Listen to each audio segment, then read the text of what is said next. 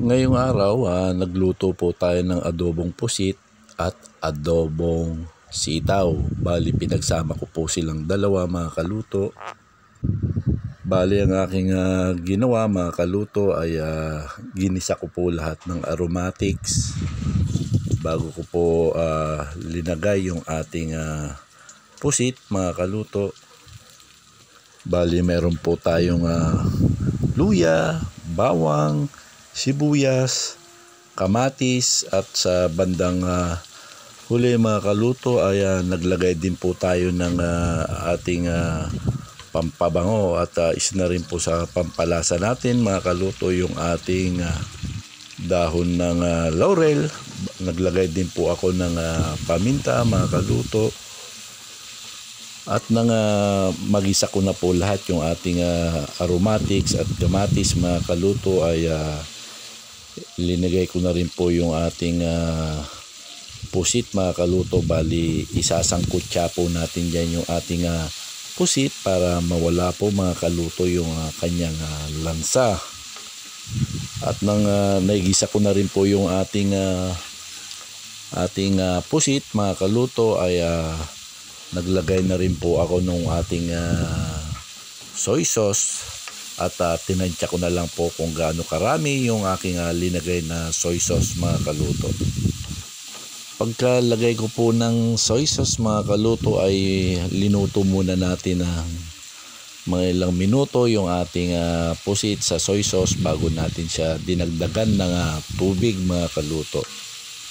Pagkaluto po ng ating pusit sa ating soy sauce, linagay ko na rin po yung ating sitaw at sinunod ko po yung ating siling panigang na iniligay mga kaluto. At hinayaan ko na lang pong maluto yung ating sitaw at siling panigang.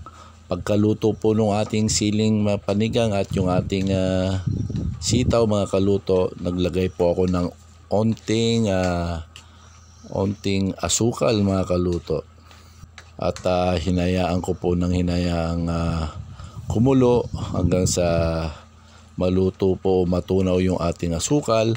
At bandang huli mga kaluto ay doon ko po ilinagay yung ating suka mga kaluto.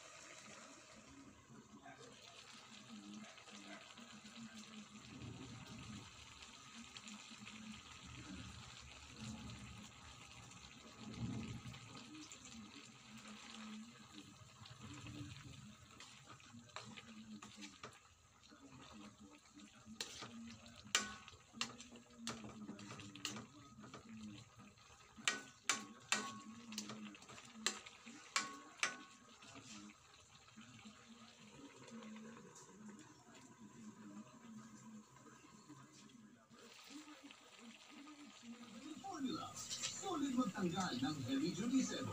Solid din magtanggal ng bakterya. Kaya bawat pahid, solid. Nagimasan George!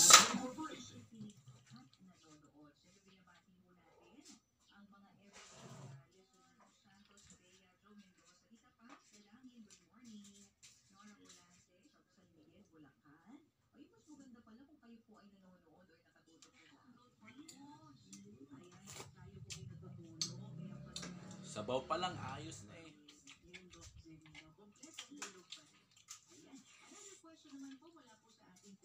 Nagimas George! Hanggang sa muli, ito po ang inyong kaluto, nagsasabing lagi magdasal, count your blessing, and stay positive!